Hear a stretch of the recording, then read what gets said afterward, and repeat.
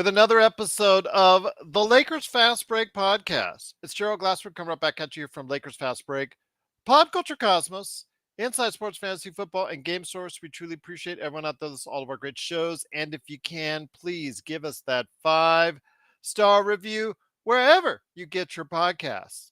Plus, if you can like, share, subscribe, follow, or do whatever it is that you can to support us right here at the Lakers Fast Break, Pop Culture Cosmos, Game Source, of course, everyone out there at LakersBall.com. Go ahead and check out Ox1947, who is also part of our live watch party at playback.tv/Lakers Fast Break. He's also at LakersBall.com. Plus, if you want your lawn transformed into something much more magical than it is today, please go ahead and check out Simblades with a Y.com if you're in Southern California area. Our good friend Laker Tom, the #1 Lakers blogger that's out there, please go ahead and check him out today at Lakerholics.com. Plus our good friend Jamie Sweet. You know he will have 5 things, not pretty good things though, to say about what went on in today's game, but you can find it today at Lakerholics.com. Plus also as well, our good friends at the Hoop Heads Podcast Network. And if you can support all of that, plus give us a like and subscribe. We're almost at 500 subscribers. We were trending. We were viral last night because of Joe Soro. So go ahead and check out the YouTube short right below the channel if you're on YouTube. And also the Upside Swings podcast for the latest and greatest news and prospectus on what's going on with the NBA draft. Go ahead and check it out today, the Upside Swings podcast.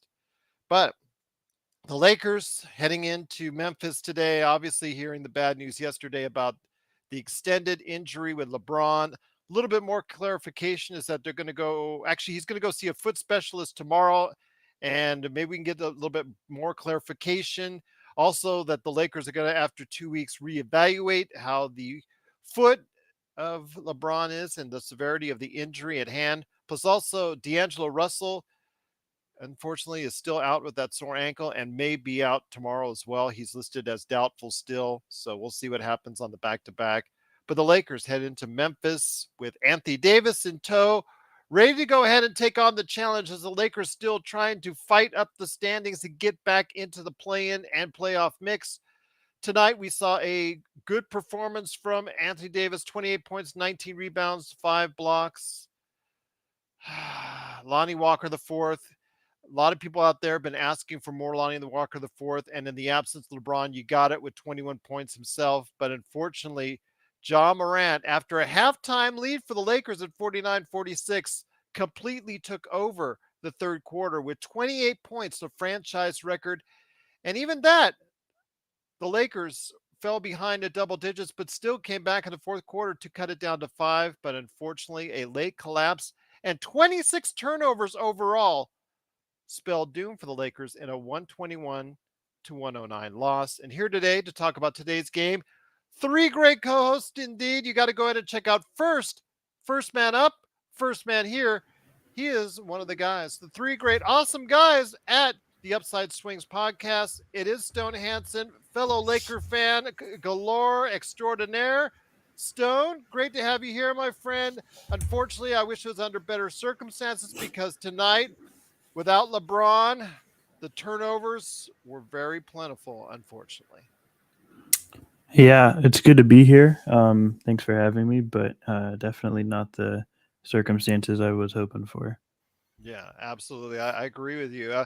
When you watch the game tonight, obviously you saw AD trying to pick up the slack left by LeBron. We did get a Lonnie Walker the fourth sighting, and more so, obviously, with a great performance from the field shooting. But in the end, it was about the sloppy turnovers because the playmaking skills without LeBron, it just seemed like all these other players were forced to do more and they were very uncomfortable in doing it.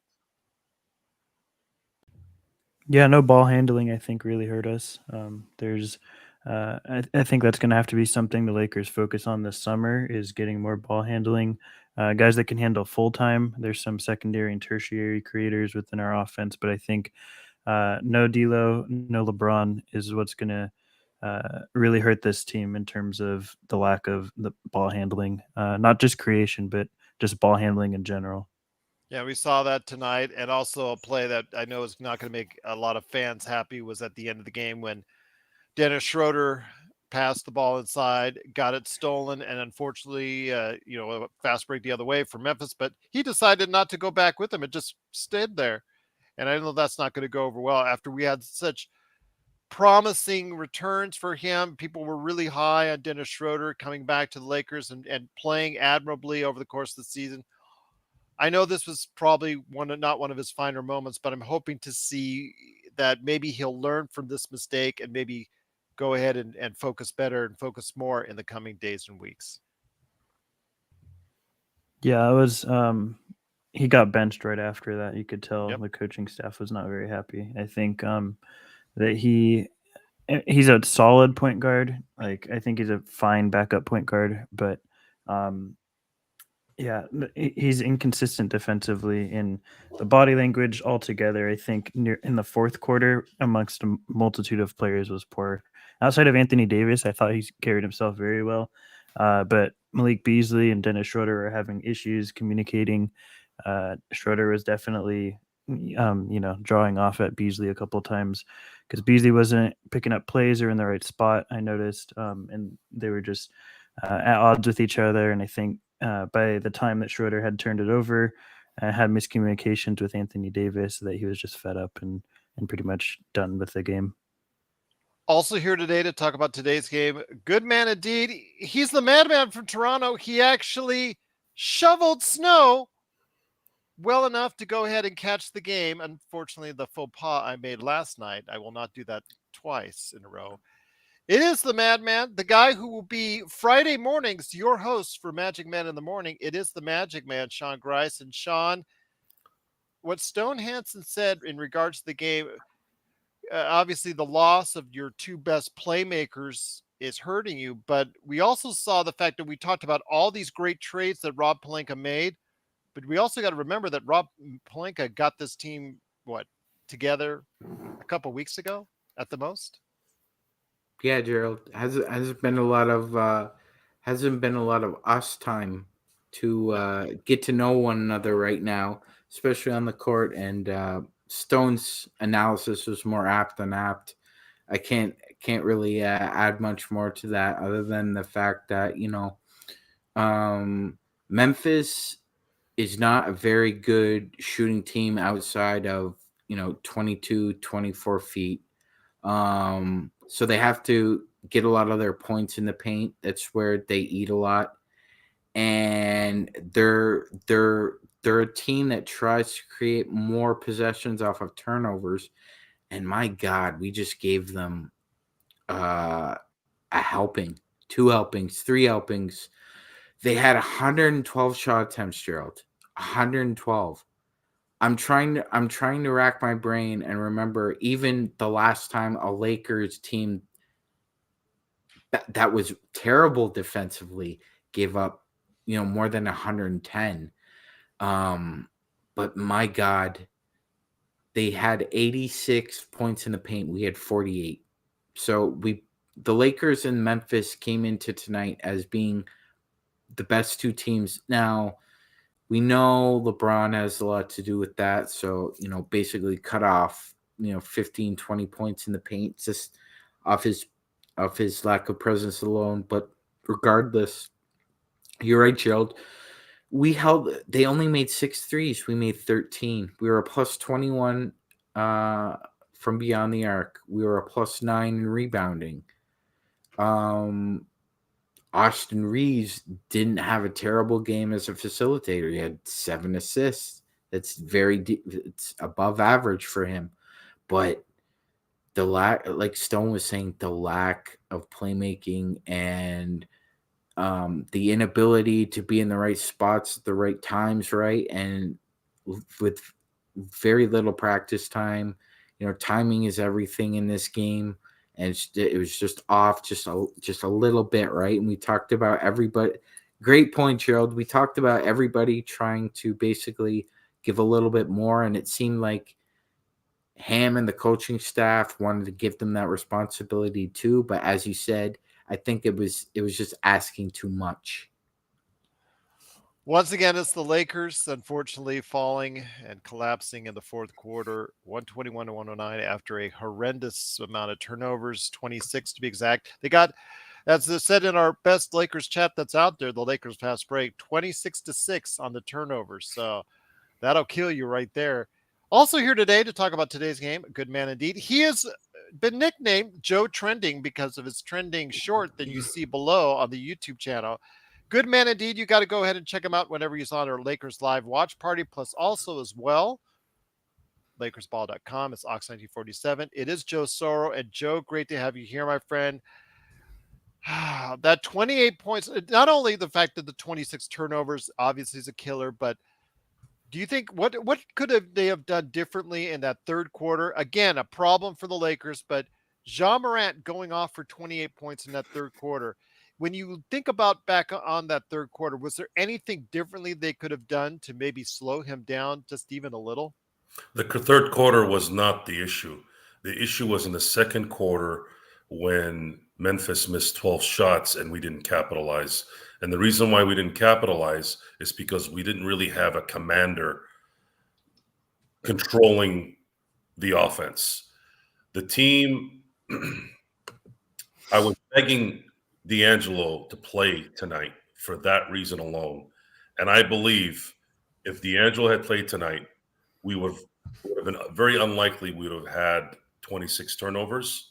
And we may have scored during that drought that Memphis had and created enough of a lead to withstand what eventually would have happened, which we were all waiting for it to happen. We know who Ja Morant is. This is what he does. They're at home. This is their 26th win in 31 games at home. And the Lakers had them on the ropes. They just needed one guy to control the tempo, and they just couldn't get that guy. Schroeder is not a tempo controller. He is a point guard who can score in spurts. He's the perfect role player. He's going to be bad. He's going to be good. He's going to be in the middle.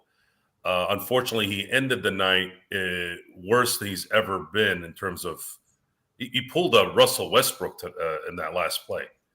And I was curious what AD was telling him because AD looked like he was kind of trying to see what was going on maybe. I don't know what the dialogue was on it, but I know for damn sure maybe I wouldn't have done it in front of the world, but in the locker room, like, I see you do that again, I'm going to really tell you on the court to get your butt out of here.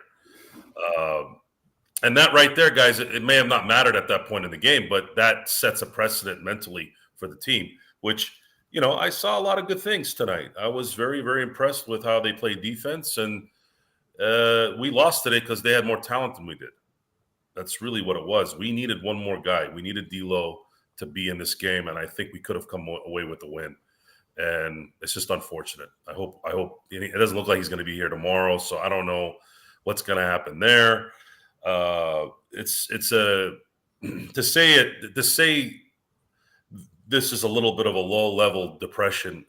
I would say it's a little bit of an understatement because I was trying to enjoy the game and then, had some hope that they might be able to steal this out, but we're 20 games away from hopefully this misery going away one way or the other.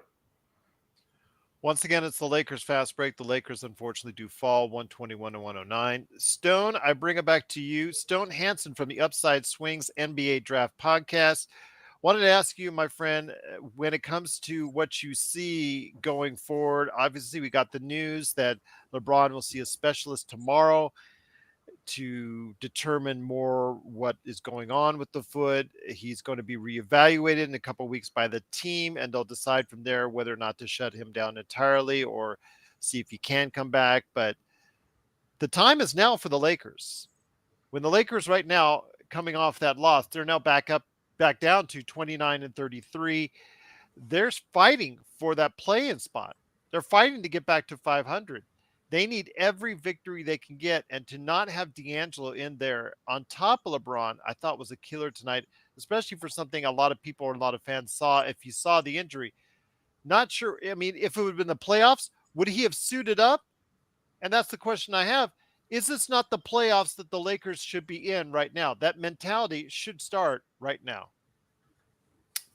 Yeah, and I did hear during the broadcast that they confirmed he will be out tomorrow. He's not playing tomorrow. And Darvin Ham said, told Jared Greenberg that he's hoping Friday he'll be back for the 5 game homestead. Yeah, I mean, I don't know. It's hard to say. Like, I never really like discussing injuries without having. I don't have any medical knowledge or know what's going on with him definitively to say. But the injury on TV didn't look too bad. I don't know if it's playable or not. I think it's a hard risk because I wasn't really expecting us to win this game. So I had hope when we got close, but I never really thought that we were going to win this game. Um, so I would like to see D'Lo play tomorrow because I think now it puts pressure on you to have to win tomorrow. You can't lose 2 in a row, especially to OKC, who doesn't have Shea. And That's I what I was going to think, ask because I don't think Shea was in the lineup tonight.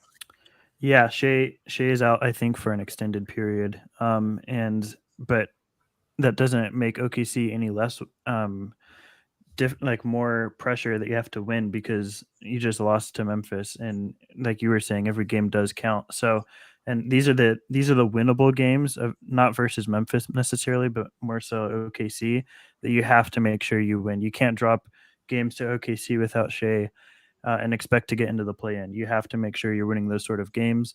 OKC has a lot of ball handlers. Almost everyone on their team can pass the ball very well. So there's a lot of adjustments that Ham's going to have to make for that game, and not having D'Lo uh, hurts because OKC does have a lot of guys that can push the tempo, push the pace in transition, and you want to be able to match that energy. But when you don't have D'Lo, it's going to be really difficult to do so. So I think that there's things we could learn from this game that we can apply to future games in order to sort of evaluate how the rest of the season is going to go. AD, I thought, played extremely well, did exactly what he needed to in the absence of LeBron and D'Lo. Um, the onus really falls on, I think, the rest of the team. I mean, Austin Reeves, for his role, played extremely well.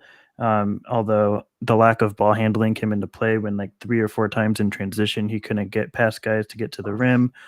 You have guys like Lonnie Walker who can shoot, but again has trouble passing. Like he can handle good enough to get himself open, but he is not a playmaker. He's not someone that's going to be making complex reads off of secondary initiations. Then you have guys like Malik Beasley who just struggled to get himself into any sort of rhythm throughout the game, and I think that it really shows when he plays next to LeBron or D'Lo how impactful he can be because you have someone that's really setting him up, and when you don't have that for the Lakers, Malik Beasley's effectiveness as a scorer really starts to fade away. So there's things I think that Ham and the Lakers are going to have to really pick apart and evaluate heading into tomorrow's game. But tomorrow's game is sort of a can't lose situation. You have to win that game, I think, in order to stay in the play-in hunt, especially because OKC is your biggest contender in terms of who you're fighting with in the standings. Well, I just want to clarify because I know Hugo 909 was asking as well. Shea Gilgeous-Alexander, who was out the previous 2 games with an injury, is actually out now even more with health and safety protocols, which was announced before Tuesday night's game. So it's more than likely he'll be out tomorrow's game as well. So I like what Stone said. The urgency is now, but also the fact that you have to go on the road. You have to take that game in OKC. They have essentially the same record, Sean, as the Lakers, with the Lakers 29-33, 12th in the Western Conference, but Oklahoma City is like 28-32, essentially the same record right behind them technically. But again, the Lakers, they're essentially the same record. So tomorrow the game is extremely important to the Lakers, not only for that purpose, but for to stay within breathing room of the play-in and New Orleans, all at the same time. Because New Orleans, as Joe and I have dreamed about, it's right there. New Orleans is 10th right now. They're only a game away from the Lakers. It is still doable by the end of this week that the Lakers could surpass them. So I'm still keeping positive on that front, but it has to start tomorrow, and it has to start without Shea Gilgeous-Alexander in Oklahoma City, Sean. Absolutely, Gerald. I mean, if Shea Gilgeous-Alexander is not playing, then you should win that game. I don't think there's like, and I can't say this because LeBron's out, but to me, Shea Gilgeous-Alexander, he's the second best facilitator who doesn't need help in the NBA. To me, outside of LeBron, I mean, he is just a natural scoring machine that can create for others. It's just dependent on possession by possession what he wants to do. So if somebody like that is unavailable for the Thunder, he should win that game. No doubt about it. You're right. Stone's right. 100%. Absolutely. And I will say this. Uh, just I think we're all pleased with Reeves's improvement as far as his shot is concerned. I mean, when he takes a three now, I don't automatically cringe as we did like a couple of years ago. Like his mechanics look a lot better, right? He seems more confident with it. It's just what Stone was talking about, and Gerald's mentioned it. Joe's mentioned it. His handle needs work. His handle needs work because when he drives into the paint, it's kind of a 70-30 grimace cringe percentage with Gerald when we're watching it on playback. He will cringe most of the time when Austin is driving into the lane. Once in a while, it's a grimace, but It's yeah, not pretty all the it's time. not. It's not. It's not. When So he dribbles in hopefully, traffic, it's not. no, Sometimes it's he not. does it's like going through watching an action film, and you're watching the car like barrel through traffic, and you're like, he's gonna actually hit some of the side windows, and take them off as he's going. Yeah, So yeah, no, that's true. That's a great analogy, Gerald. You should actually put that on the short. That works. Um, so I mean, but he only had 4 of the 26 turnovers though, as a little gruff as the handle may be. And I was just seeing um, the Lakers are the first team in NBA history to have 6 or more players have combined 3 or more turnovers. Vanderbilt had 3, Schroeder had 6, AD had 5. Um, missing something here, guys. Help me out. But it was just a disastrous look by all 6 of those guys. You had Reeves had 4. Yeah. Walker had 3. Walker had 3. Yeah. So Schroeder had 6. 6 or more players with just 3 or more turnovers. Davis had No, 5. Vanderbilt it's had not going to 3. win you any road games. It's not going to win you any road games in the NBA. I don't care who you're playing. If you give a team 26 extra possessions, they're going to score points. It's a statistical probability. We're not going to fool ourselves, right? So that was awful. I mean, they out rebounded them, even though Adams was out, but they got killed in the paint. They the were able to. offensive rebounds for Memphis, just the putbacks and just the offensive rebounds that Oh they my got, god! it's still And an issue for the Lakers. yeah, well, and Jaren Jackson's poster that he could talk about for the rest of his life on AD there. No. And Joe had mentioned that that's probably the dunk of the year. I wouldn't disagree at this point. Well, it was a great dunk, absolutely. But Joe, I want to ask you about Lonnie Walker the fourth. And so Lonnie Walker fourth. A lot of people in the chat have been asking to see him because he's been in not the necessarily the doghouse per se, but he has been put back at the far end of the rotation. And today's situation with LeBron James and D'Lo both being out necessitated him in the lineup. You see the good as far as Lonnie Walker, as far as being able to go ahead and give you an offensive scoring punch, and he was hot from behind the arc. But you also saw the bad when you asked him to do some playmaking, which obviously didn't end up with good results most of the time. And then also his defense, yeah, it was something left to be desired as well. Well, that's pretty much what he is. He's a hot and cold player. Yeah.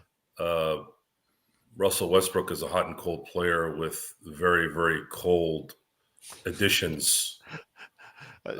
Stop it, Joe. I'm going to get a parka on here. On top of that. And that's because of the attitude. And at least Lonnie Walker's not playing with an attitude that isn't warranted.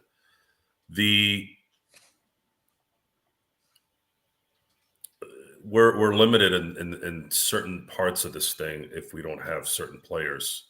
You can't lose your 2 point guards on a team that only has really 2 point guards. You can't create any kind of flow on offense without those guys. If you had Shaq maybe in his prime with the triangle offense, that's a different story. But this team, and in a league where you need guard play and good guard play, we could have definitely used one of those guys. If LeBron or D'Lo played, not even both, if LeBron or D'Lo played tonight, I really believe we would have won this game. Yeah, I agree with you on that. And that is the ultimate gut punch of the 22-23 season. It's just we're always missing that last second grab. It's like, oh, I just missed it. And this is the result. The result is we can't win these games unless we have the right people in at the right time. And we just don't have that luck. I don't know what to do. I don't know where to go with this. Look at Shai Gilgeous-Alexander. He's out. LeBron is out. Half the other guys are out. Giannis is out. Like, I don't know what to do anymore. I don't know what to think about all this. You have a guy who sprained his ankle standing up. How the hell do you roll your ankle standing up? So and not only that, for a week. I don't know. I don't know what to say anymore.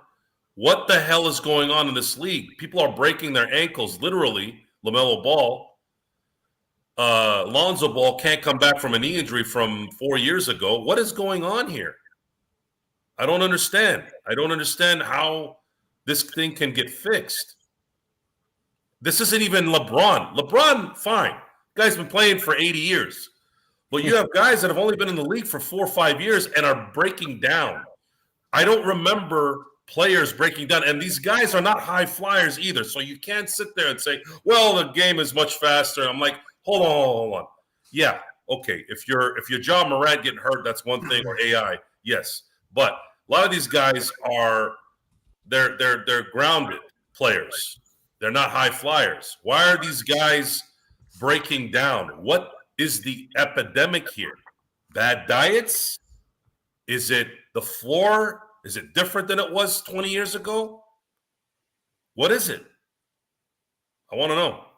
I think this needs to be talked about more. I want to know what the hell's going on. Do you think they're talking about it at all as far as with the collective bargain agreement at all?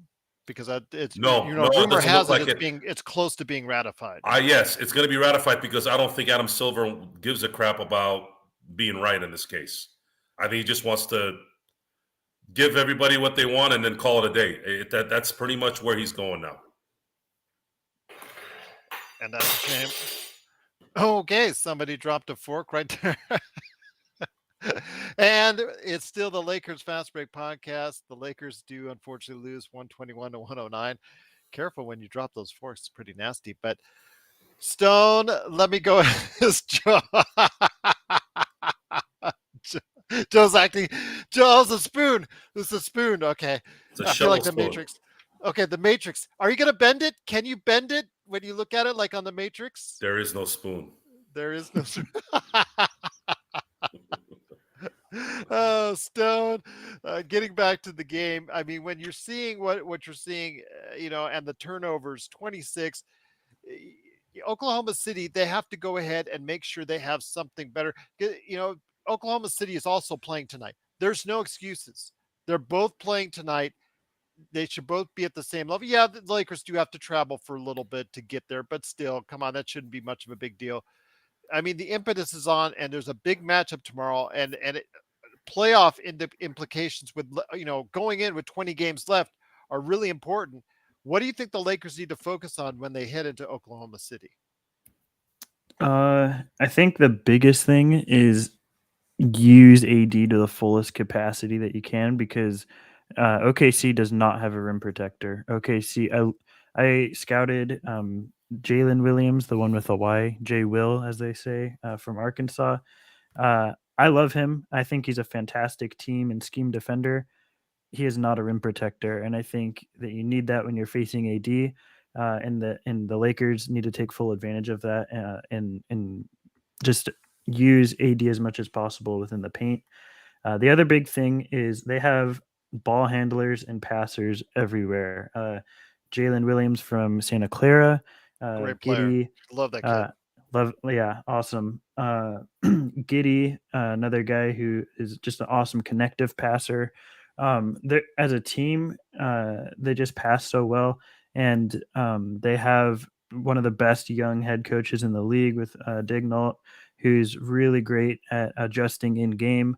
Isaiah Joe is maybe the best shooter in the NBA right now, and you have to make sure that we obviously got burnt on the perimeter tonight. That's been an issue for us. We have no point of attack guy. That's been an issue since we got rid of Caruso, and we haven't been able to. Vanderbilt even tried to pick up Ja Morant tonight. That's yeah, that's the difficult part because you need Vanderbilt and AD sort of in the paint as primary and secondary rim protectors, but there's nobody on the perimeter that can consistently keep somebody out. And I really think that that's like your only two good defenders are Vanderbilt and Anthony Davis at this point. Their own is like they carry all the weight defensively. And I think that when you go to OKC, you have to make sure that you're cognitive of that and prevent sort of the guys that can get in the paint. Jalen Williams has a floater. Giddy can get in and finish, but he also loves to drive and kick and collapse defenses. You have to make sure that you're protecting the paint and not letting these guys penetrate because the Thunder, even though they don't have Shea in their young team, they're not like a blowover team. They're like actually a formidable opponent, and you have to take them seriously. I think in order to do that, you have to make sure first and foremost that you're using AD to the fullest of his capacities on offense. I agree with you, and that's the thing. We've got to lay a heavy burden, Sean, on AD in the days and the weeks and months to come. And we saw a little taste of that tonight. Obviously, outside the turnovers, had a really good game. Trying to stay with Ja Morant on the inside, it's been very hard. I get that. I understand that, but he was very, and I understand he was plus minus. He was a minus, one of the biggest on the team as far as minuses are concerned. But you got to admit, when he was in there, he was giving it his all. I just feel when he's going out and you don't know how much longer you're going to have him in there, and you're giving that kind of effort, it makes that play by Dennis Schroeder, not the turnover per se, but the fact that he just didn't try. It makes it that much more worse, especially for a player who's been having such good vibes and feelings for most of the season.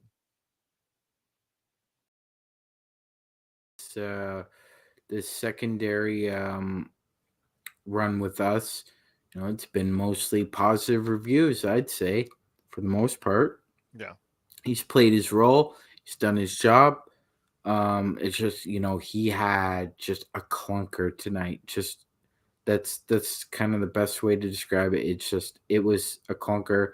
He's like any other point guard, 1 out of 7, 8 games, you're going to have an off night. Mm-hmm.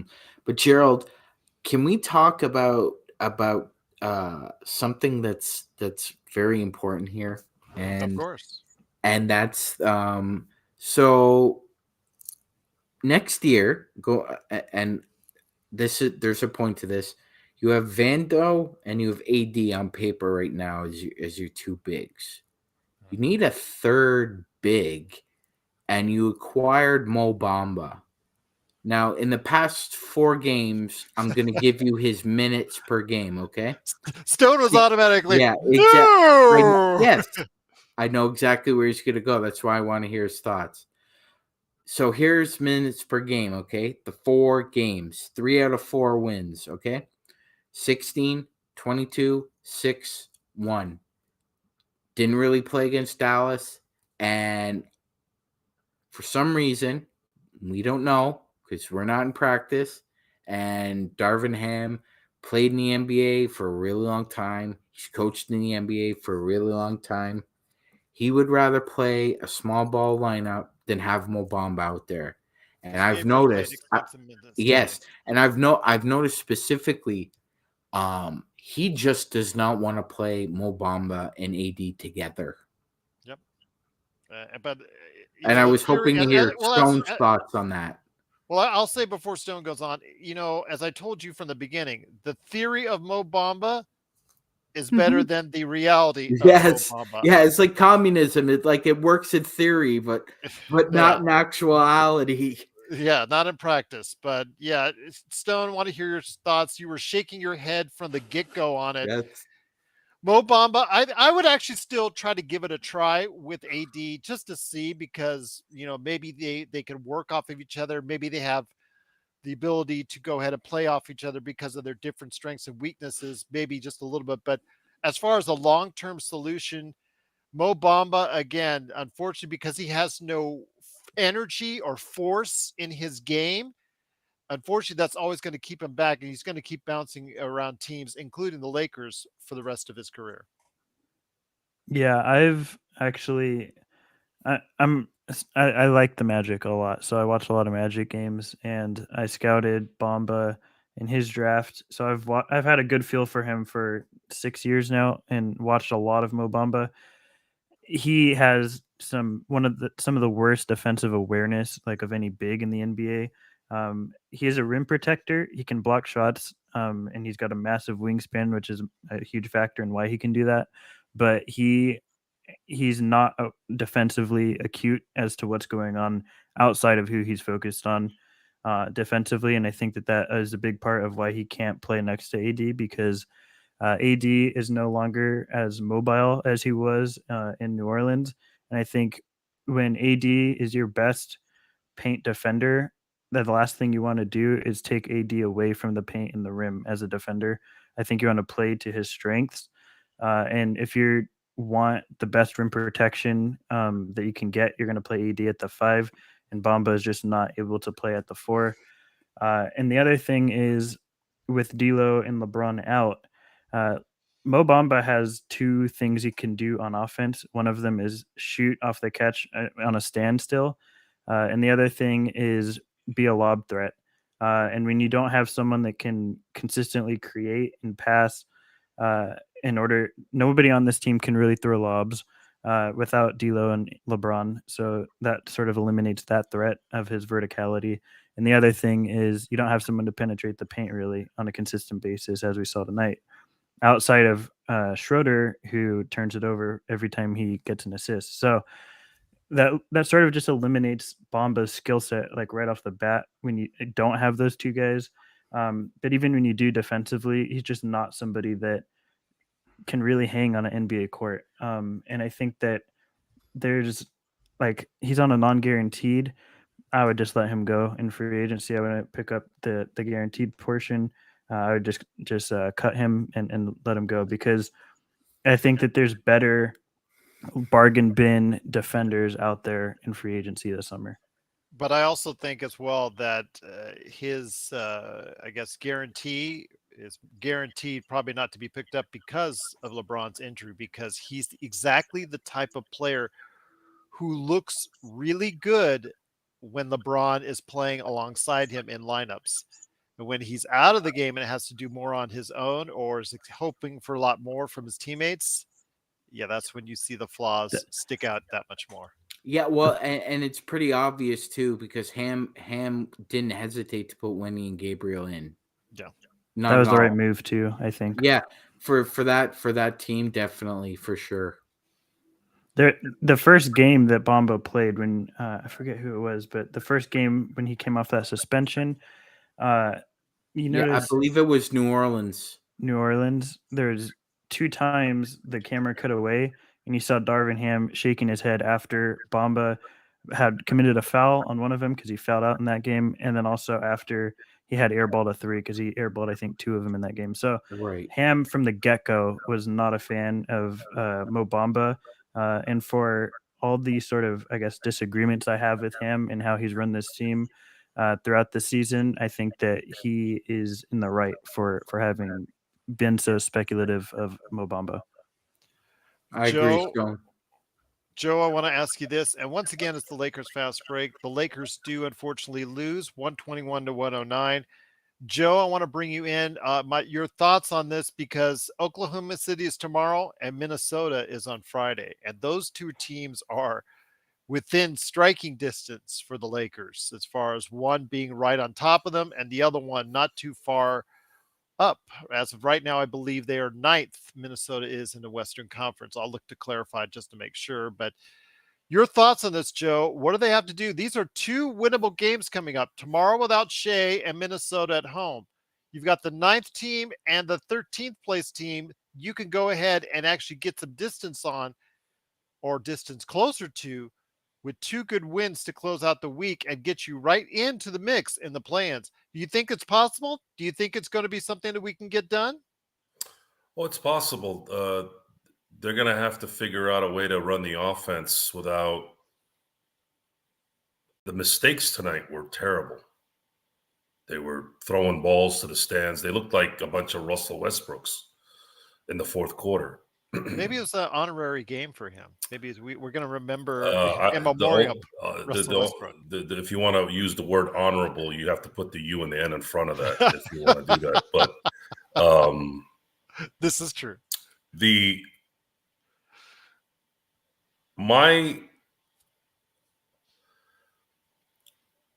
I don't really know how to answer the questions anymore for this particular team, because it's I said in the last show, it's a game by game basis.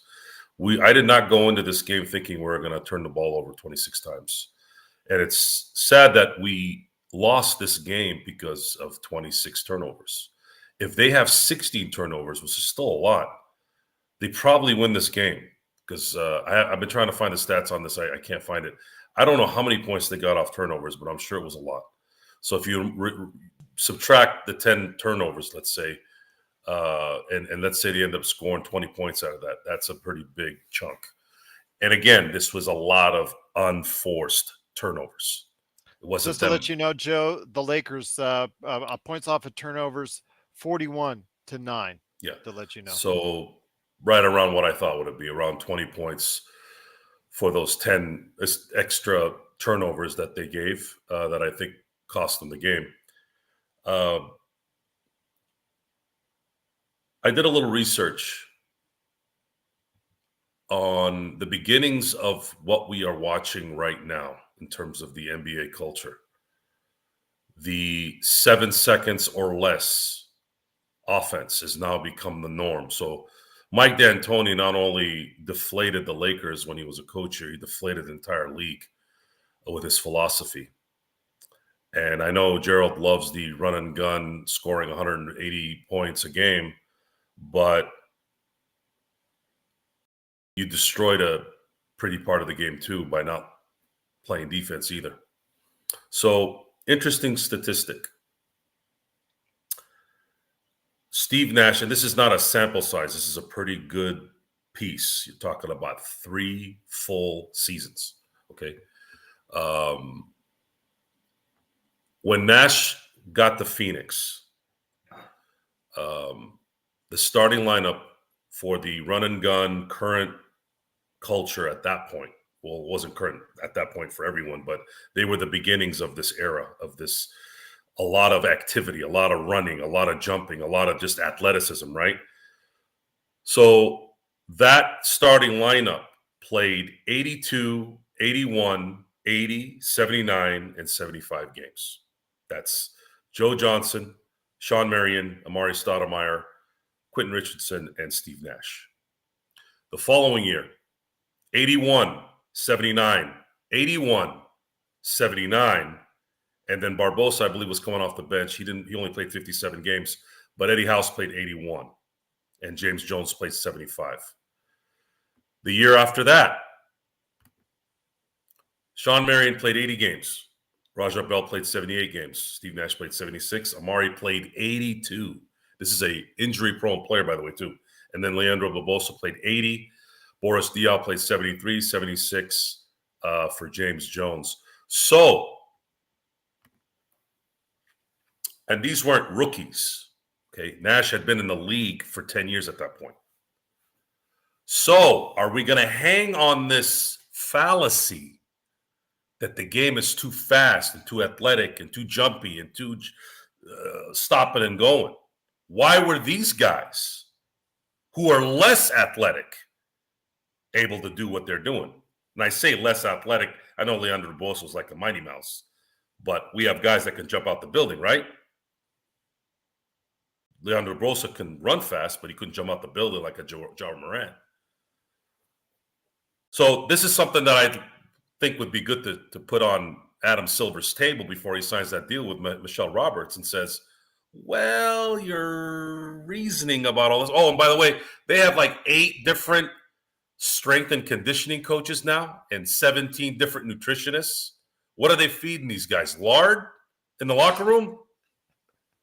What do you need all these people for? Crisco oil with extra fat right there for you. What do they need this stuff for? Pan. Yeah. Mix it up all good. Okay. Yes, yes. LeBron is out of the equation here, guys.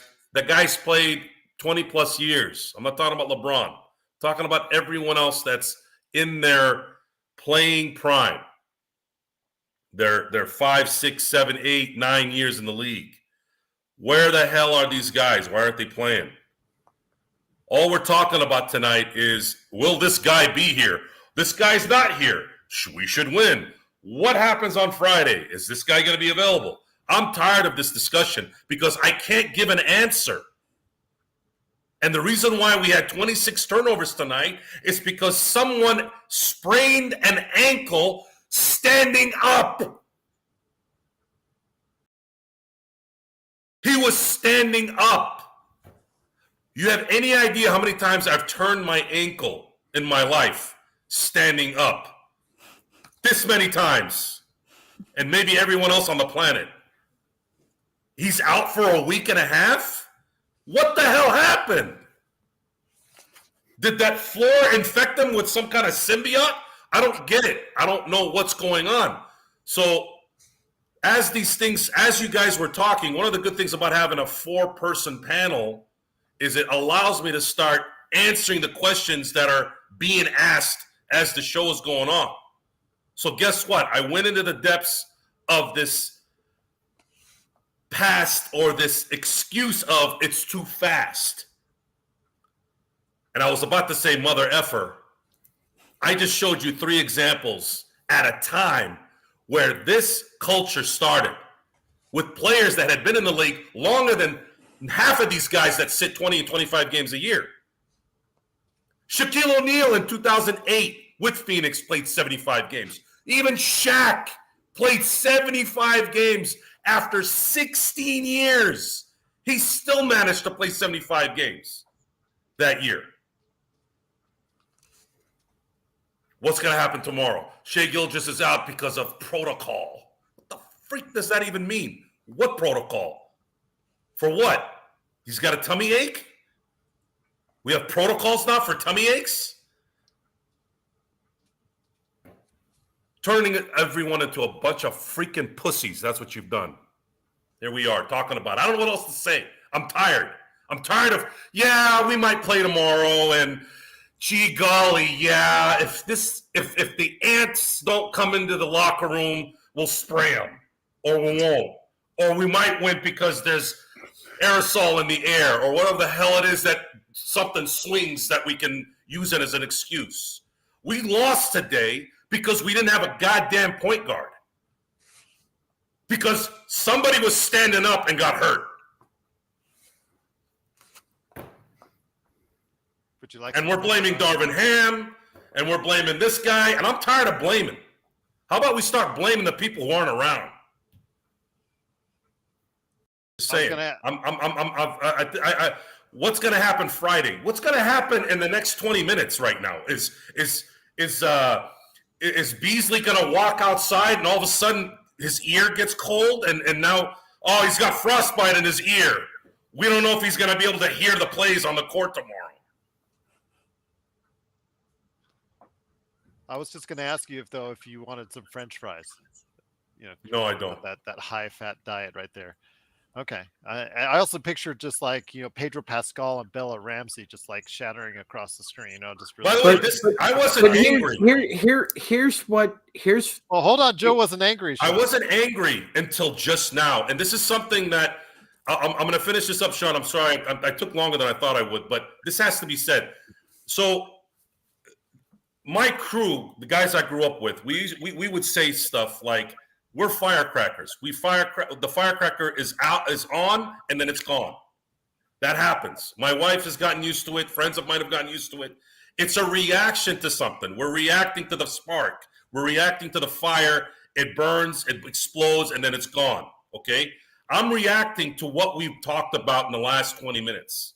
I didn't come into this place going, oh, I'm going to lay into stuff. I mean, sometimes that happens, but I didn't come into this doing that. But what happened is you guys flamed it. You guys kept building it.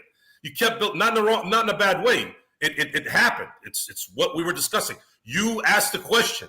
Oh, Shea Gilgeous is, darn, he's not available tomorrow. We have to win this. And then what happens Friday? Is this guy going to play? I mean, do you have any idea how asinine this thought process is? Who's going to play? That's the discussion we have every week. I can't put a button on this. There needs to be curse words. We need to go back to playback. I can't. I have to put a button on this, but I can't curse. If you curse on YouTube, that's fine, Joe. I'm not going to do it. No. Okay. I'm playing this I just straight. have to bleep This it is for the ridiculous. audio. It's gotten ridiculous. I knew we had a shot in this game if D'Angelo was playing. I've watched too much damn basketball in my life. I knew it. They just needed someone to control the tempo. The Lakers were playing well. Their defense was doing well. They made all these turnovers because no one can handle the ball. No one, other than Schroeder to some degree, but he's not a point guard. He's not. I'm sorry, he's not. So it just pisses me off that it's like, be available, man. Be available. But we can't. No one is. It's not just the Lakers. It's everyone. Just sucks. It sucks that this is the culture we have to deal with now. And I think it just finally sunk in because I read this morning where they're going to just pass this damn CBA. He ain't going to hold anyone accountable. And guess what? They don't give a damn for sure now. We're getting our money. People are still coming. The salary cap's going up. And then we have to sit here and eat it because we're the problem. We keep watching. Look, we've been here for what, an hour? Almost an hour? We watched it for 2 hours, 2.5 hours. We're the problem. Then we're going to continue to be the problem, punching ourselves in the face every day when we don't like what we like. There you go. That's my rant for the night. Once again, it's the Lakers fast break. Lakers do unfortunately lose. If you didn't tell already, it's 129 to 109 to Memphis.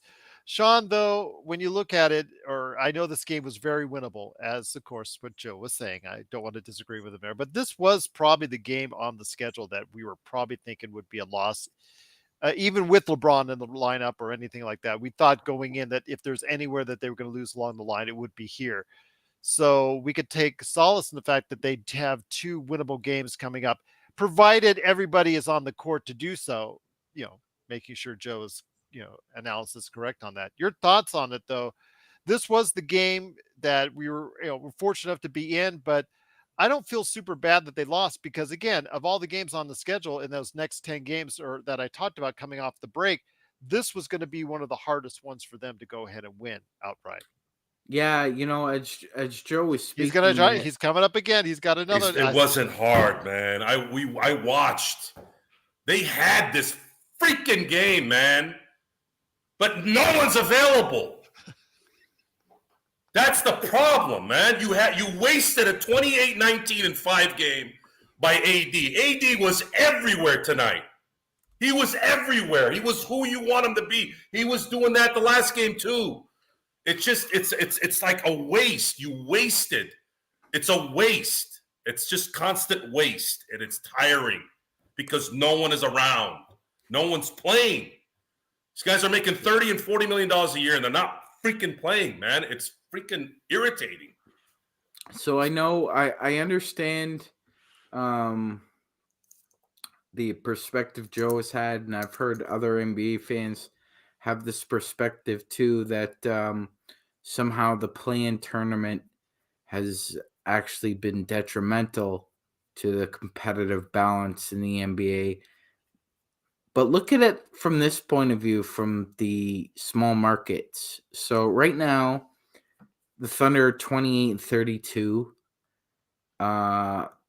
They're tied with the Lakers. They're a game and a half out of a play-in spot, Gerald. On the reverse, they have a 23.5% chance of getting a top 4 pick.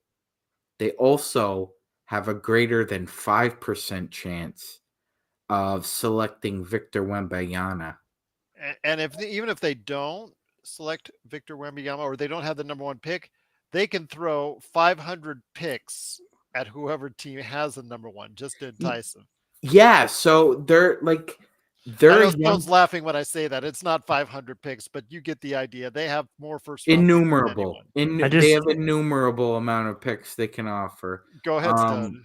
I was just gonna say, this is one of the most confident I've ever been that whoever gets the first pick is not trading it, no matter what package is thrown at them. We were talking about that the other night, Stone. Stone, would you take 9 first round draft picks and 4 of our top 5 players?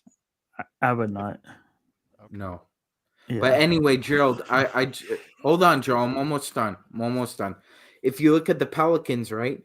So the Pelicans are in a playing position right now, and they have a 20% chance themselves of getting a top 4 pick. Plus, they have a little less than 3% chance of getting Wembanyama themselves. So a couple of these teams are like, we're past the point of no return here, obviously, but I understand. I also understand the frustration Joe has now, because some of these teams might manipulate an injury or two here that, instead of being off 7 or 10 days, you're off, 14 to 3 weeks. So it works both ways here, but I think what the point is that, like Joe was saying, there are some people who see the plan as a competitive unbalance rather than competitive balance. But these small market teams get to have their cake and eat it too with their developmental situations by developing young players. And if they get into the playoffs, that's a boon, because I get at least 2 playoff home games to build on my momentum here. And or if somehow we slink back into a lottery position, I've got a 25% chance at a top 4 pick. I still got a chance to draft Victor. So I think what's happened is that a lot of these teams have just made up their minds that, yeah, okay, well, if we make the playoffs, that's great, but we're not going to necessarily go all in to try and make it. Okay, that's true. But you also got to remember, for these smaller market teams, 1 or 2 playoff games at home, it's an extra $1 million, $2 million, $3 million dollars in revenue. So that's probably something that they look at as well. Joe, you wanted to interject, and I'll hit up Stone next after that. No, I'm going to let everyone else finish. I think I did enough. Okay, because you wanted to say something. I wanted to make sure you're okay, because I'm getting kind of scared if I ask. Look, we've known the NBA has tanked because that's the way it's set up. You either are going to compete for a title or you're in the Bermuda Triangle. So the only thing that the Charlotte Bobcats, before they became the Hornets, they ran that line for a while where they just kept getting the 8th seed, but they were never going to ever improve. No one is going to go to Charlotte to play there, and playing almost good is never good. You have to either really stink and get good players in the draft, or that's it. Now, as far as the you guys' discussion, this is what I originally put my hand up for. This is not the NFL, okay? Just because Oklahoma City gives 8 first-round draft picks doesn't mean jack squat. The only way I do an 8 first-round draft pick is if the contingency is, as long as you have a top 3 pick in that first round for the next 8 picks, and that Well, let's say Oklahoma City. Yeah, if they would all have to convey as first round draft picks, but also as well, you would have to if Oklahoma City offering, you'd be Holmgren, have to be the Jalen Williams from Santa Clara. It would have to maybe be Josh Giddey and maybe Isaiah Joe in the mix. You'd have to throw a huge package. I'm assuming Stone to even and Joe and Magic.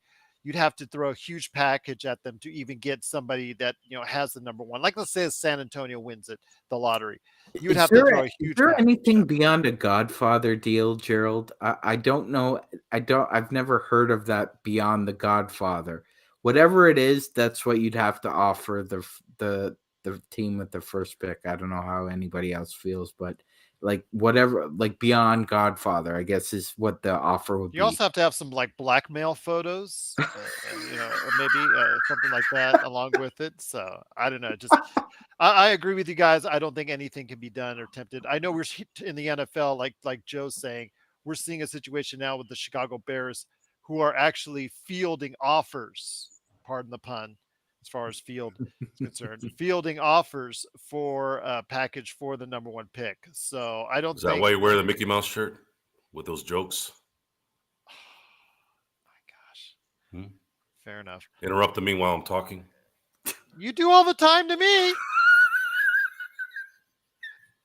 When?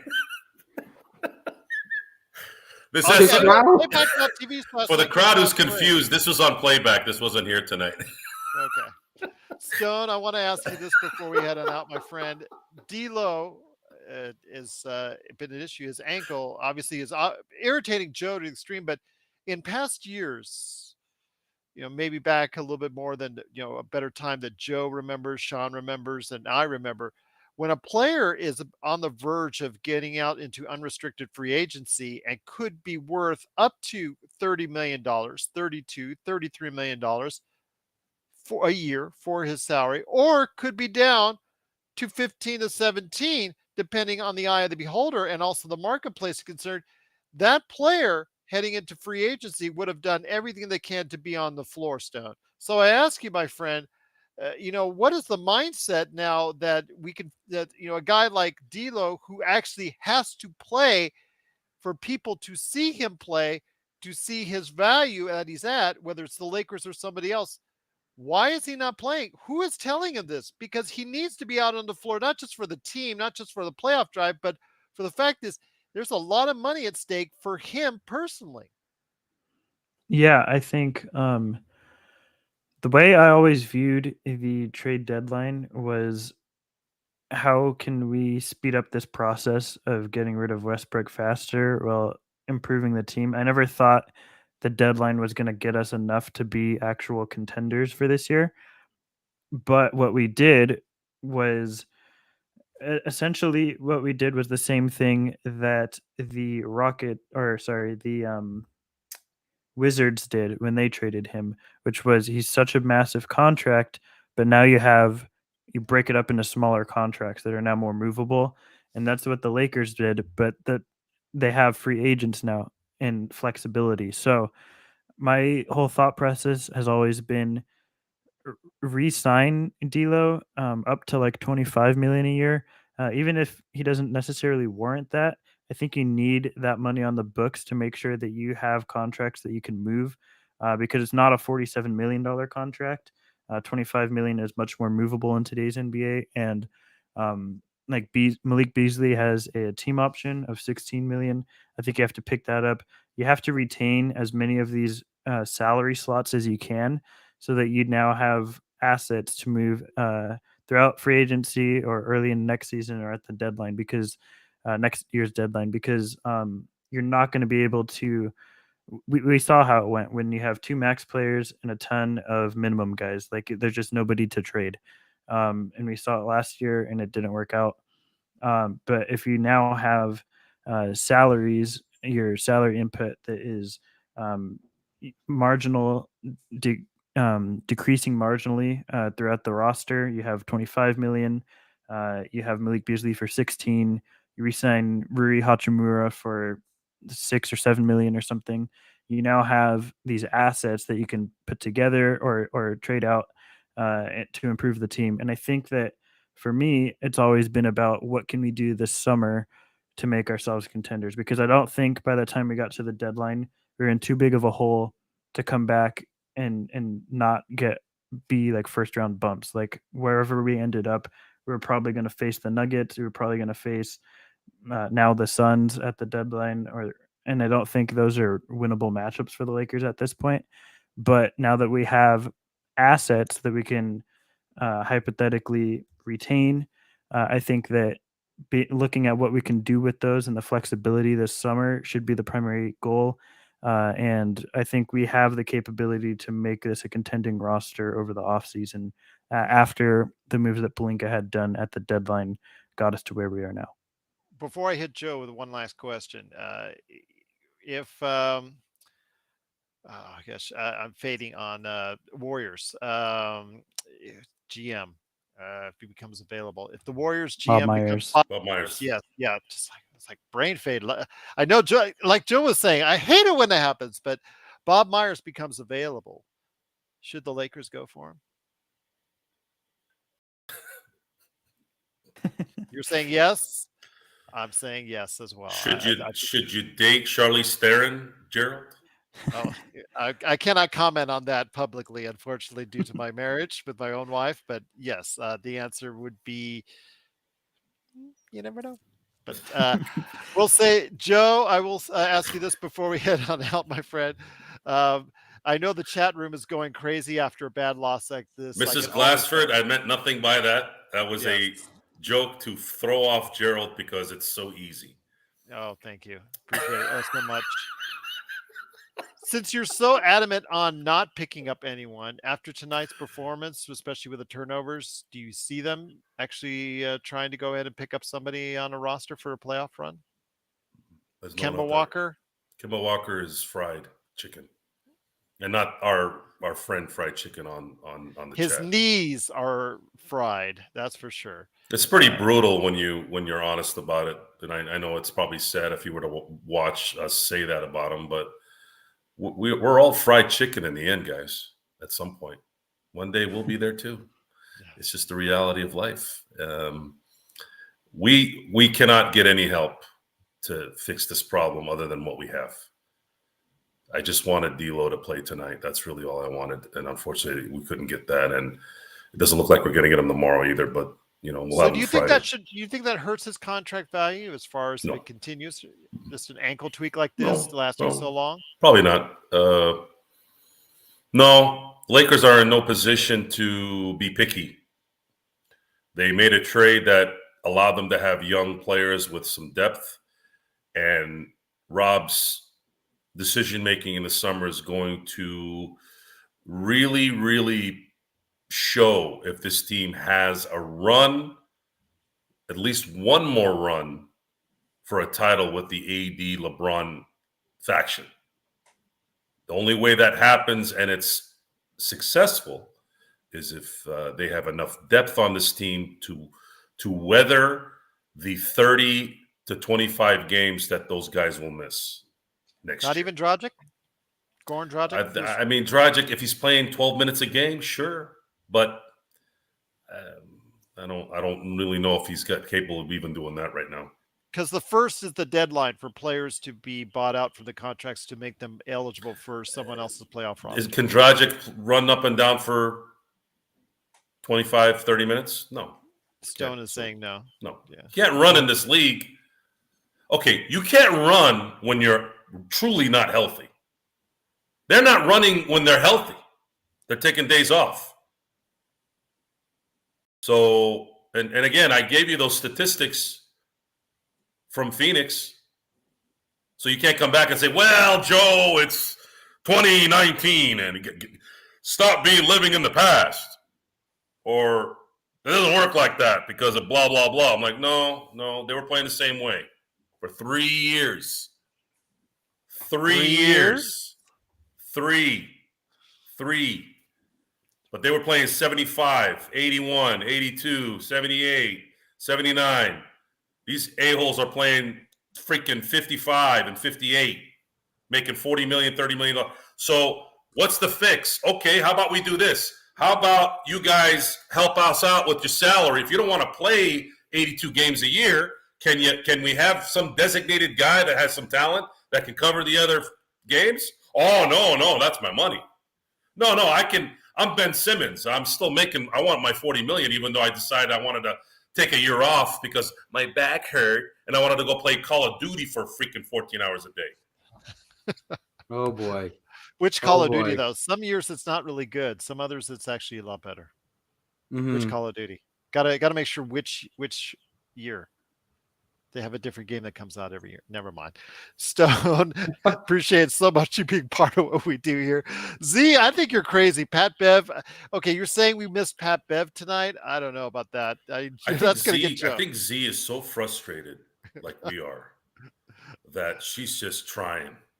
She's pulling everything out. I agree. Maybe Magic Johnson could have helped us out tonight. I mean, I'm with you, Z. I really am. We're fried. We're fried chicken mentally. We got to wait 20 more games. We got to wait 20 more games for this. And then playoff basketball is a little easier to kind of deal with because you know that guys will sack up a little bit more when it comes to playoff games at least. So with all that, yeah.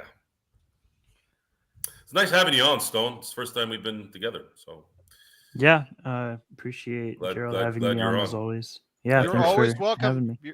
You're always welcome to be a part of what we do. It's available and whenever you can do it, man. And obviously, you and I will have our conversations one-on-one in the future on the NBA draft and all that. But you're always welcome to stop by here for the post games just to hear Joe rant if you want, up close and personal. That's always great. But before we head on out, and then also Sean with his great insight as well.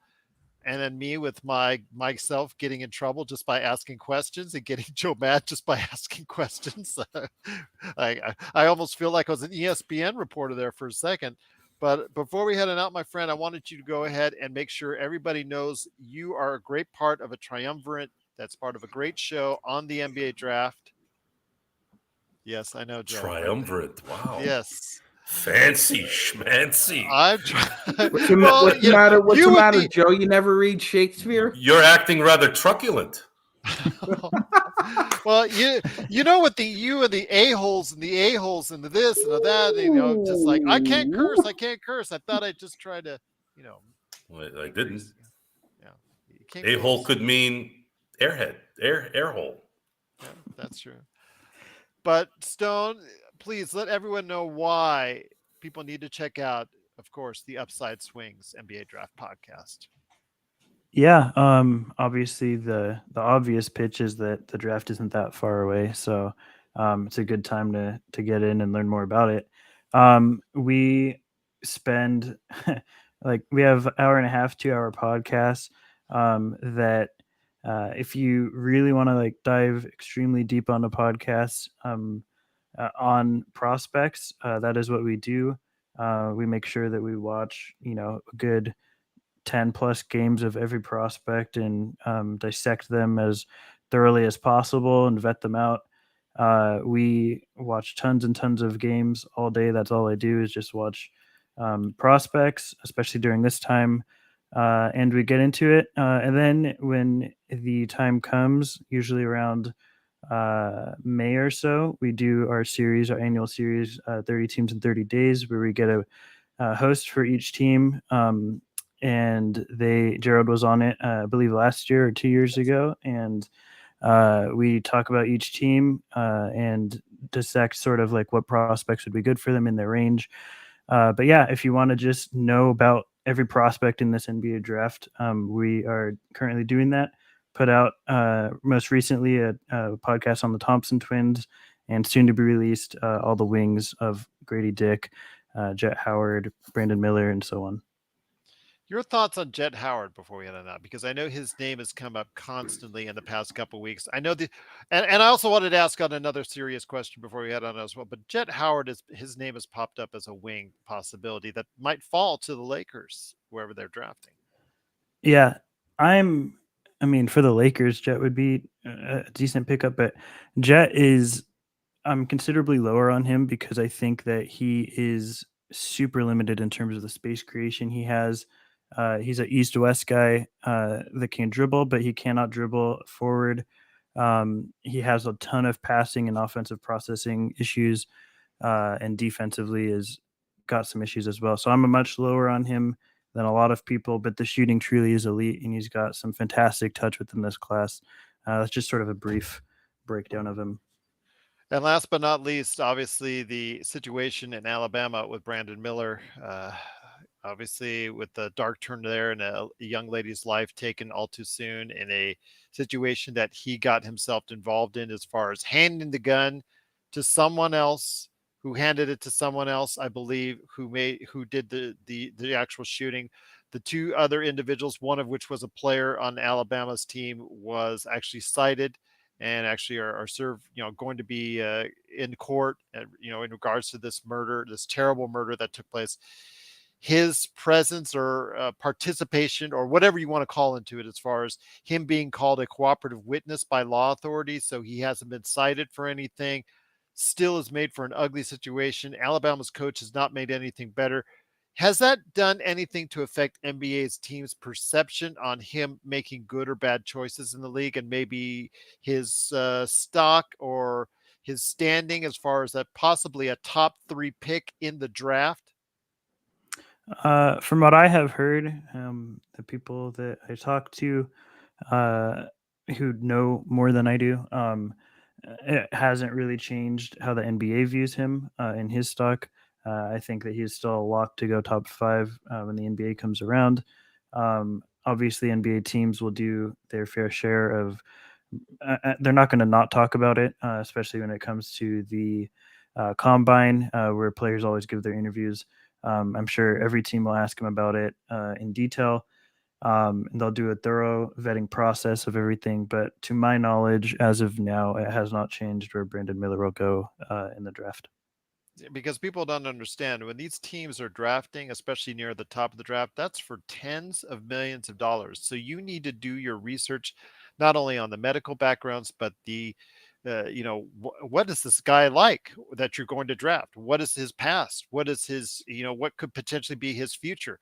What is his character? What is all these things go into play as far as from a psychological and also a physical aspect. So I want to see in the coming weeks and months if that is going to affect his status long term. But as of right now, it looks like status quo, and obviously the poor choice of words by the coach, and how that's been handled by the university. I would have sat him down to try and figure out what's going on, and maybe have some of this controversy blown off, because I think that would have probably been better for all parties concerned. But they kept him playing Stone, and for better or worse, it's made it that type of situation.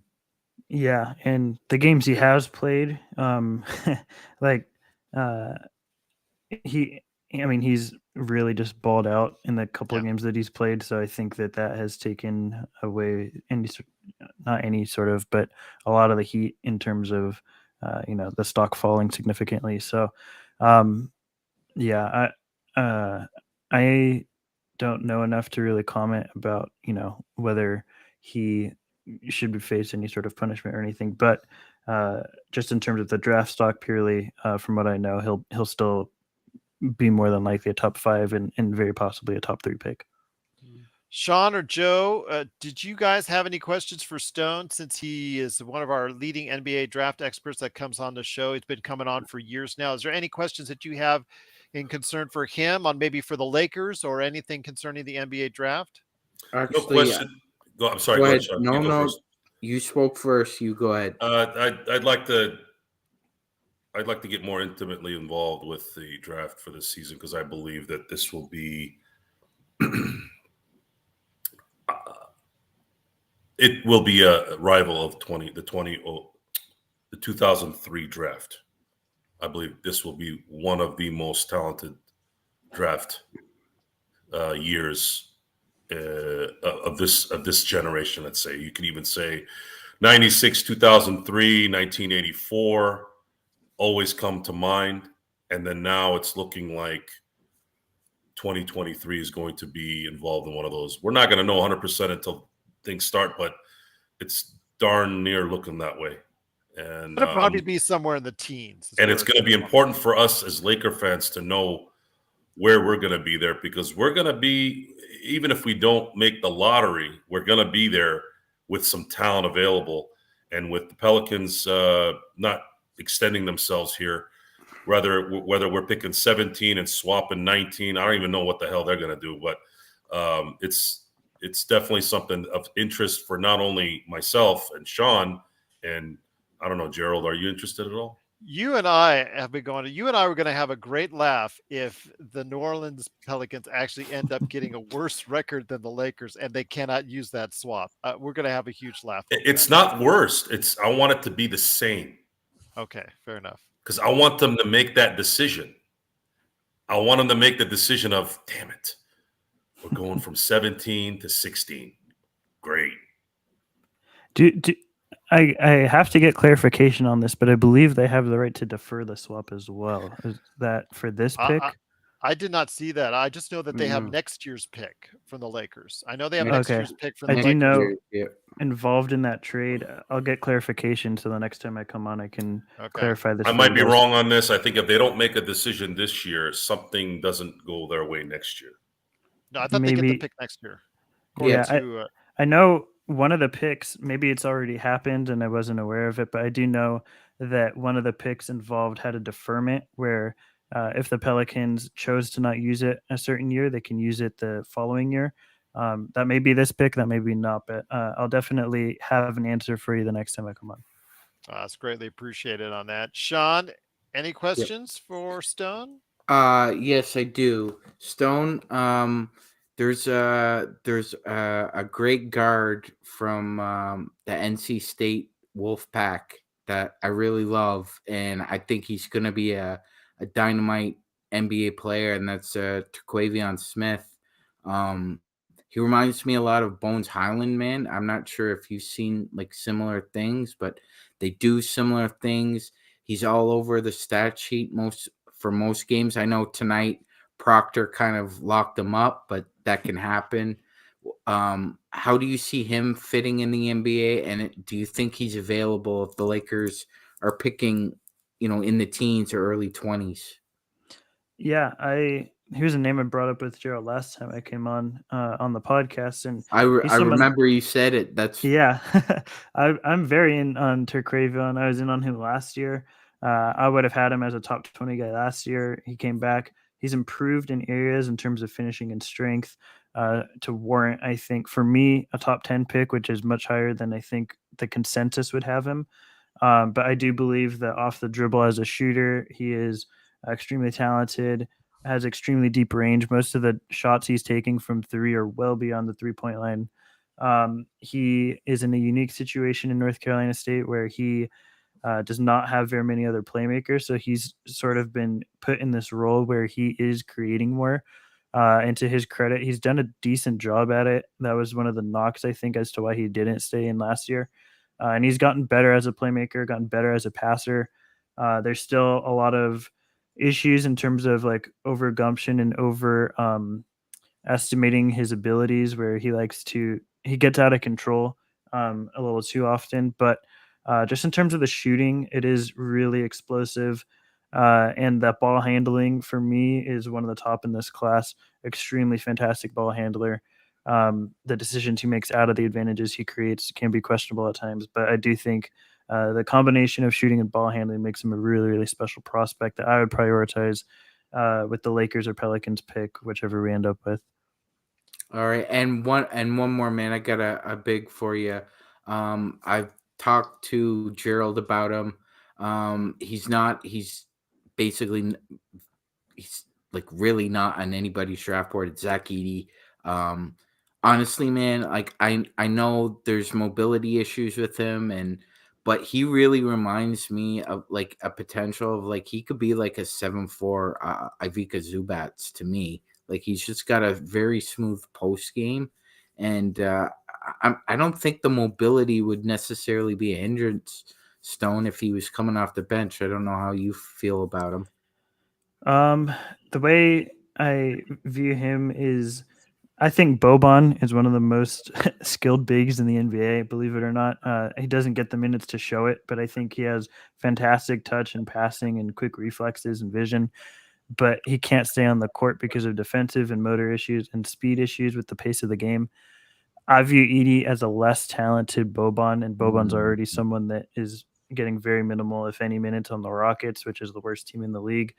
Um, he just doesn't have the same level as touch as Boban. I don't think the passing is not quite as quick and reactive. Like Boban's doing a lot of like touch passes as soon as it comes off the rim, things like that.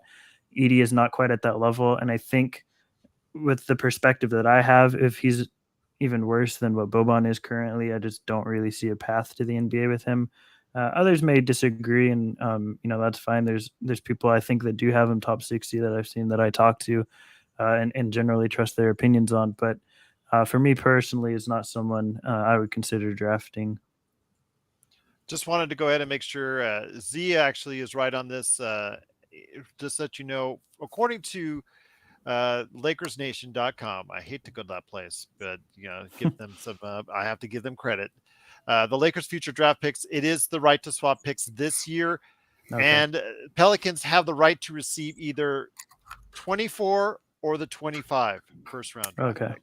So that's what I have. So from what I have been able to tell, in the range that we'll be picking for this year, we would want them to swap this year. 25 is a stronger class in the middle, in the deeper part of it, because there's a lot of 24 looks horrible. 24, yeah, but it's the right to defer in 25 or 24. No, it's 20. If they don't want like what they see in 24, they can move to 25. Oh, yeah, okay. From the Lakers. So. Okay, got you. So it's next year's the deferment option. Yeah, I would prefer them to defer in 24. Then 25 is an extremely strong class. Yeah, 24 is not looking too healthy at this point. They have players near the top, but it's definitely not as deep as 25. Well, so Bronny James is getting all that kind of love that he is and rising up draft picks, draft boards, excuse me. Yeah, I just don't think it's that good of a draft. No defense to Bronny James, but this time last year he was what 50th to 75th ranked individual in his class. Yeah, there's a lot of top international talent next year. Yeah, that we haven't seen in a while. But yeah, once you get past the lottery, I think it's going to be pretty bleak. Joe, you wanted to say something? I'm sorry to interrupt. Well, yeah, I hadn't seen. I'd read the information. They have to make the swap this year. Yeah. Right. There's no other way. Mm-hmm. Yeah, But they also have the right to swap first round picks. They also they can choose to pick the Lakers 2024 first round pick or the 2025 first round pick. They get their choice of either or. As far as on top of that. Beyond, I'm talking about just this year. This year they have to swap. If they don't swap, then they lose it. They lose it. They have to swap. So that's why the comedy in this is they're swapping one. They'll likely swap one, which could be Terquavion Smith. You never know, but it's definitely better than swapping 5 or 10 spots that we might have thought earlier in the season. Yeah, I mean, there was a time where they were the 14th team, Lakers, and New Orleans had the 1 seed at one point. That would have been that would have been disastrous, especially if they had gotten a top 2 pick. I probably would have stopped watching basketball. We were getting close. I mean, that was really bad. I probably would have stopped watching basketball. I'm not afraid to admit that I did not watch Laker games for a good 20 game stretch because I didn't want to watch Russell Westbrook. So, there's definitely a period of time that, and also because I don't watch every Laker game as it is because I'm so focused on the draft. I watch a lot of international and college games, but there is a time specifically earlier in the year where I was just like, I'll wait till they get better. It's so bad that I don't know why I'm putting myself through this. There's other games in the NBA to watch. I wanted to go ahead and touch Russ has 8 assists in the first half, and the Clippers are losing to the Minnesota Timberwolves. That's good. I hope the Timberwolves keep losing. I wanted to go ahead and we need the Timberwolves to lose. Actually, that's what I'm saying. Yeah. Oh, sorry. I wanted to go ahead and touch on this real quick. Blue Magic says he knows teams buy second-round picks all the time for cash. Does this happen for first-round picks? On the back end, Stone, correct me if I'm wrong, that does happen on occasion on the back end as far as in the 20s. Sometimes teams, move up, they pay some cash, or they do a little bit of favors here and there, second round picks that don't convey, something like that, in order to move up to a first round pick. If one of those better teams with a late first round pick doesn't like what they want, or they don't, and they want to keep the cap space for something else. It can happen more often than not, like we saw with the Lakers and Max Christie. It's generally a high second round pick because the team trading in would rather get that non-guaranteed contract in the second round than pay for a fully guaranteed contract. But if it's someone they really believe in and really like, that's in the back end of the first round, occasionally you'll see a team pop up and trade in for someone they really believe in.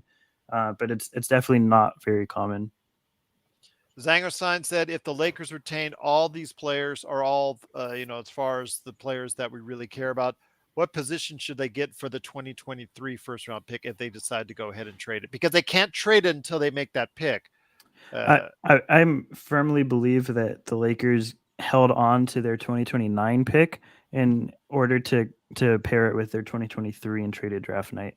I don't know what salaries they would attach to it, but I think that if the Lakers really wanted to go all in at the trade deadline, that 2029 would have been moved. But I think they're playing the longer game and waiting for both those picks to be available to trade in a bigger package. I agree with you on that one. But they have to, just so everyone know, there has to be maybe something over the phone that says, hey, can you pick this guy for us? But the Lakers actually have to make the pick before they can go ahead and trade it, from what I understand. That is correct. That's Room.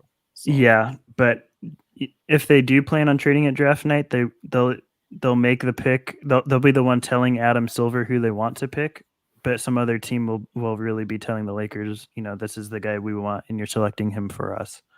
Absolutely. But guys, it's been a great conversation. Please go ahead and check out for more of that draft insight. Awesome draft insight and conversation. Join him as part of a great trio of co-hosts right there, talking all the things that you need to hear about when it comes to the NBA draft at the Upside Swings NBA Draft Podcast. You can get it today wherever you get your podcasts. Have you guys gone on video as of yet, YouTube, or is that still in the works? Still in the works, but we plan to get that up soon, hopefully. We have a lot that we're all inundated with draft stuff at this point. So we're at this point just trying to watch as many games as we can. All right. But right now, the Lakers are still 29-33. They are 13th place in the Western Conference. They're only a game out. It's 12th place. I'm sorry, 12th place in the Western Conference. Only a game out from the New Orleans Pelicans, which absolutely makes Joe and I just really still have hope for this season. With Utah losing and just basically Dallas losing as well, this wacky West is getting even more tighter. And if there's any way the Lakers can go ahead and finish out the week strong with 2 wins, you never know. You never know indeed. But great to have everyone here. We're doing the Laker Tom lean in right there for you. Joe, great to have you here as well, my friend. Any thoughts before we head on out? No. Okay. That's awesome. That was totally in depth. Sean, MagicMan in the morning, Friday morning, 7:30. I know Blue Magic is complaining that you're not doing it every morning, but man, the guy's got to work, man. Yeah, I do have to work. I do have another job. That's unfortunately, Is it taking care of Joe? It's no, but I would take that over what I'm doing right now because I think it would pay more. Okay. All right. But you have to fly over to California and go to Simblades with the Y. You know what, Gerald? I'd be all right with that. America's the greatest country in the world. I'm saying that living in Canada. So that would be a different dream come true, working for Joe Soro. You'd have to sponsor his visa, though, Joe. He would. Just do it. Okay. All right. Well, if that's the case, your whole life in the States is being dependent on Joe Soro. But look, Gerald, I can't thank you enough for giving me this opportunity. And all right. I feel like where's your award? They really love me. I'm not Yeah, doing. there you go. All right. No, Sean, it's just so happy for you, man, because I know it's something you really want to do, and I'm really glad you're going to do it. But guys, truly great to have you here. Thanks again for being a part of what we do at the best Lakers chat room that's out there, the Lakers Fast Break. Stone Hansen, please go ahead and check out his podcast, the Upside Swings podcast. Support Joe Soro, Ox1947 at LakersBall.com and Simblades.com. Don't forget Laker Tom and also Jamie Sweet at LakerHolics.com. Of course, Magic Man in the morning coming Friday, but we are going to be back tomorrow. The game starts at 5 p.m. Just to let everyone know, it's at Oklahoma City. Big game. Big game. Once again, the Lakers, if they win this game, it sets them back on the right track and gets them closer to the play-in. So hopefully we can get this thing done with or without D'Angelo, or without LeBron, but hopefully we can get it done. But looking forward to tomorrow's game, plus also as well the post-game show. Looking forward to the best post-game analysis anywhere now. Wait, Joe, what are you doing? My hands look huge like this. Yeah, I know that. That's why I was kind of, like you said, always throws me off. But the best post-game analysis from Big Hands, Joe Trending. Go ahead and check out below on the YouTube why Joe is trending right there for you. He's showing his finger the other way around. But please go ahead and like and subscribe. We're so close to 500 subscribers. We're truly appreciative of that. And anything you can do to help support us is greatly appreciated. But we'll be back tomorrow. Lakers Fast Break right there for you at playback.tv. And then afterwards, the best post-game analysis anywhere as Joe drops another spoon right here for the Los Angeles Lakers. Oh, I'm not. There is no spoon. There is no spoon right here at the Lakers Fast Break podcast. Have a good evening, everyone. There is no spoon.